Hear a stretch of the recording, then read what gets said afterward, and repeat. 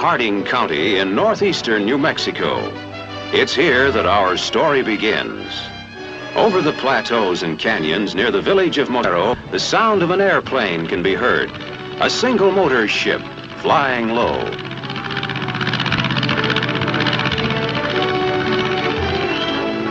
To many of the people here, this plane, the Spirit of St. Joseph, has a special significance. It's the plane that brings their priest, the Reverend Fred Stottmiller.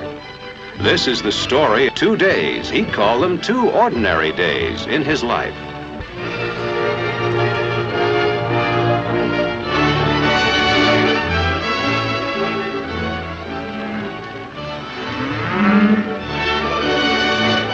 For 6 years, Father Stottmiller has been piloting his own plane. Today, he's on his way to Gallegos to conduct a funeral for a ranch hand. 2 men wait for him at the tiny field he uses for an airstrip there.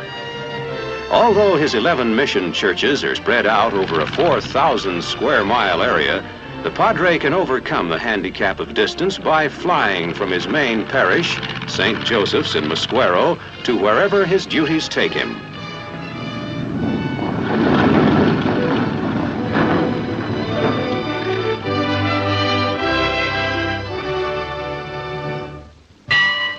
Later, Father Stottmiller officiates at solemn services for the deceased.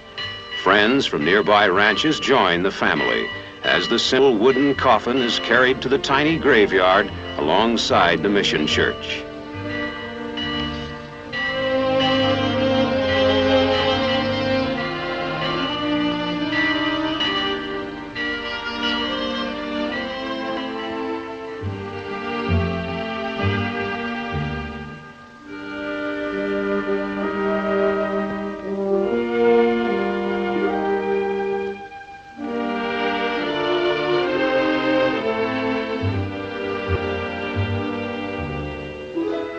To the main parish in Mosquero, Father Stottmiller returns in his plane in the late afternoon to conduct evening devotions. Most of his parishioners are Spanish Americans, the majority of them small farmers or ranchers, and he's been their priest now for 8 years.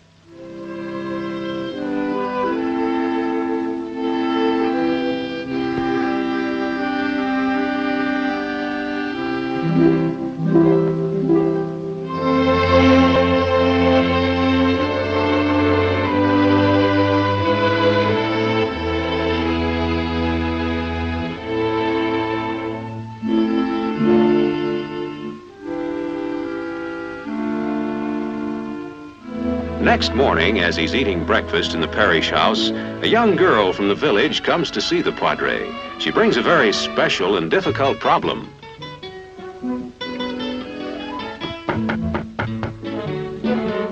The wise and friendly counsel of the priest is always available to his flock, and he listens attentively as the girl tells her story. Her playmate Pedro is a bully. He teases her, fights with her, is cruel to her. Won't Father talk to him?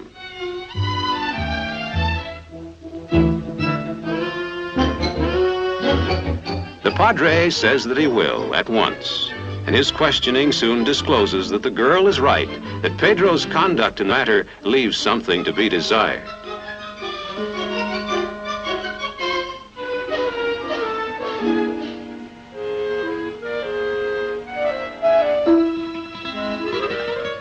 An amicable settlement, even though Pedro soon drops the arm around the shoulder.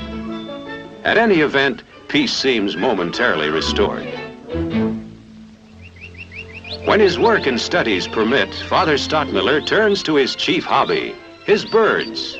He raises canaries, occasionally sells them to members of his parish. He's also a crack shot, likes to hunt deer and other game. Much of his spare time is spent keeping his plane in constant readiness. He borrowed $2,000 from a friend to buy it, and it served him and his neighbors well. He's grown accustomed to emergency messages like this: a sick baby, a telephone call, a mother's plea for help.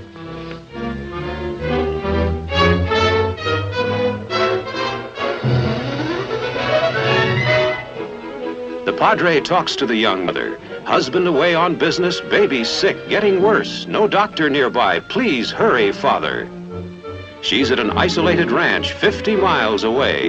He can get there in less than an hour.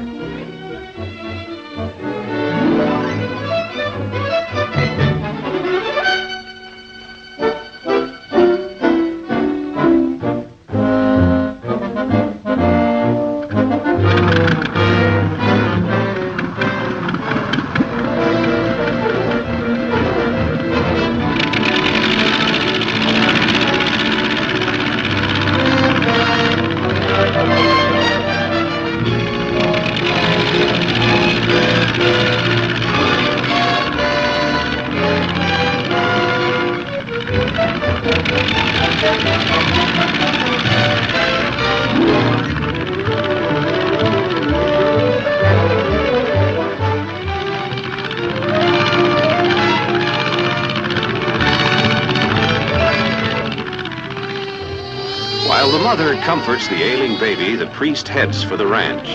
He'll have to land in a nearby field, but he's used to that. He flies 12,000 miles a year, has more than 1,200 hours in the log.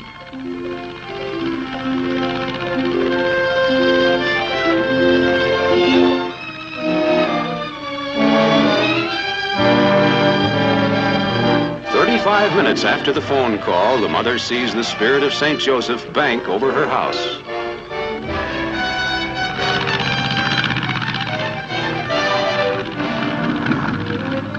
Ten minutes later, Father Stockmiller prepares to take off with his precious cargo. His destination is Tucumcari, where an ambulance is waiting at the airport to rush the child to a hospital.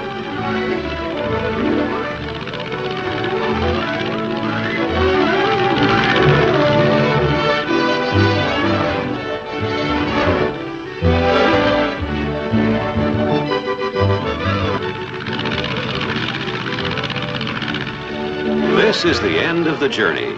The airport at Tucumcari. The ambulance is waiting. The hospital is only minutes away.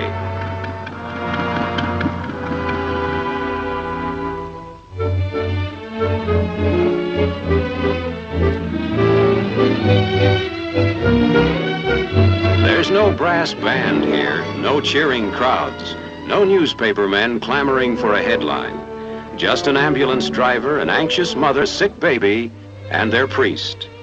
At the hospital, the baby will be treated and nursed back to health. And that, really, is the only reward ever asked by the Spirit of St. Joseph's flying Padre.